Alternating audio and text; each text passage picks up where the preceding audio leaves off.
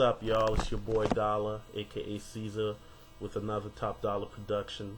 I'm gonna get into this. I call this the Black Plight. I know there's a lot of YouTube videos about brothers bashing black women and bringing up these numbers and talking about statistics.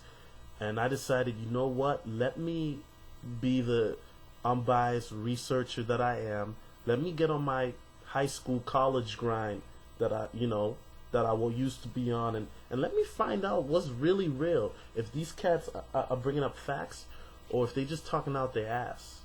And so what I did is I did a little bit of research today, and I want to share with y'all what I found. The first topic I'm going to be discussing is obesity. Now, you can find these sources. I pulled most of these online from either government websites or other sites that did research with independent companies or government as well. But most of these are government. This is one I got from the American Obesity Association and MSNBC, and I also got this from WebMD.com as well. And it states that 63% of black men are overweight,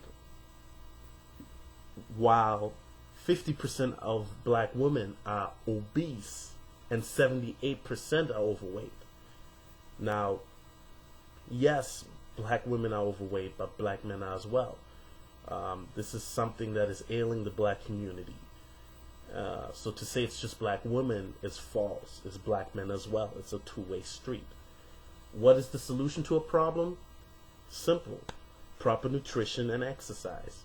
Sounds simple, and I know it can be hard, but if you're motivated, you can join the 50 million pound challenge, which Dr. Ian Smith created. There's also Jenny Craig and LA Weight Watchers that'll help you as well. Or you can, get a trainer. All these things can be beneficial towards you. Second, I'm going to talk about single black mothers. There's this myth that there are more single black mothers than single white mothers, which is false. According to the U.S. Census Bureau, it shows that in 2000 and in the 2003 census that they did, there were 3.1 million single black mothers compared to 6.4 single white mothers. So that whole myth that there are more single black mothers than white mothers is false. The thing about that saddened me is that 62% of the single black mothers have never been married. However, 37% of the single black mothers graduated high school compared to 35%. So that's a good look. What's the problem to a solution? This is such a big topic, y'all, and I'm gonna discuss this more in another part of the series. But the solution is, number one, protection, and number two, for black women to raise the standard of men or that they're dealing with to a higher standard. By that I mean waiting for marriage to have sex, which, I'm a Christian. I do believe that you should wait till marriage. However, if you don't protect yourself, and I'm not talking just condoms, but also birth control pills. The next topic and the last one, the one that probably hit me the hardest, because when I was looking at the numbers, I was like, whoa, is HIV. In 2005, according to www.cdc.gov/HIV, 49% of the new cases of HIV were black. Of the males who got HIV, the black men, 48% of black men got HIV engaging with other males. Ugh. Yes, 48%. That means almost half of men who got AIDS got it with other men. Which in turn means that 74% of women, they got HIV through heterosexual contact. So this whole down low thing is not a myth, it's real. And it's disgusting that There are men out there having unprotected sex with other men and then spreading this to their women. Y'all should be ashamed of yourself. This is some nasty ass. It's just plain nasty. Also, another stat that I found was that only 2% of women got HIV in contact with another woman. Look, like I said before my introduction, these things are black women issues, but they're black men as well. With the obesity issue and the overweight issue, you know what? Brothers need to stop saying, ooh, I need a thick girl. And women need to stop saying, ooh, I'm thicky thick. No, you're not thicky thick. You are fat. Okay? When it's draping over, no, that's not a good look. So we need to stop glorifying the whole thick movement, because a lot of people are using thick as a cop-out when they're fat. And I blame brothers just as well, because these brothers is co-signing this. And brothers, the thing is, what brothers think is thick is not really thick. It's called curvaceous or voluptuous. So let's get it right.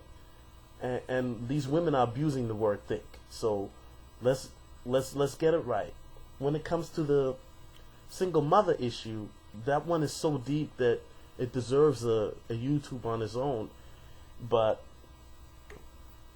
sisters, we need to stop demanding that brothers put the rubber on. And brothers, y'all need to stop stepping to the plate.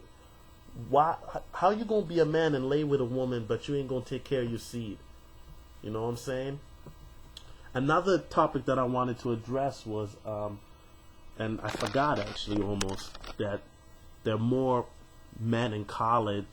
That there are more black men in jail than in college. That is false. According to a documentary, and I forgot the name of it, but there are actually more brothers in college, about 800,000, compared to the brothers that are in jail, which is 600,000. However, to wrap up on this topic real quick, that is not a good look even, because the numbers almost even, hence it cancels each other out. So that is scary that is up there. In terms of the HIV thing with the download thing, like I said before, and I'll say it again, it's disgusting. I don't know what these brothers who are on YouTube bashing black women and saying it's black women's fault or this and that, but if you're married, like, you know, McMillan, that lady who wrote How Stella Got Her Groove Back when she found out her husband did that, but if you're married and your husband is sleeping with other men, how would you know? So that with the HIV, it's one of the worst plights in the black community. I don't know how we're gonna come up with a solution, but we need to keep educating ourselves on it, and also we need to protect ourselves, because people who live below the poverty line, they're not educated like a person who might be above the poverty line when it comes to HIV. They might not be able to go to a clinic, or they might not care, because, you know, 25% of people who are infected with HIV don't know because they don't want to know. That's scary. You know, once again, this is Caesar. You know, I got to cut this short. As you can tell, you know, I'm a little passionate about this after doing my research, seeing the numbers and all of that. These solutions, you know what I'm saying, we need to work on this. Brothers need to stop getting on YouTube all huffed and puffed up and, you know, cursing and yelling. We need to, you know, talk about this like grown adults and come up with a solution. This is not just a black woman's problem or a black man's problem. This is a black people's problem. You feel me? And we need to deal with this. This is real talk.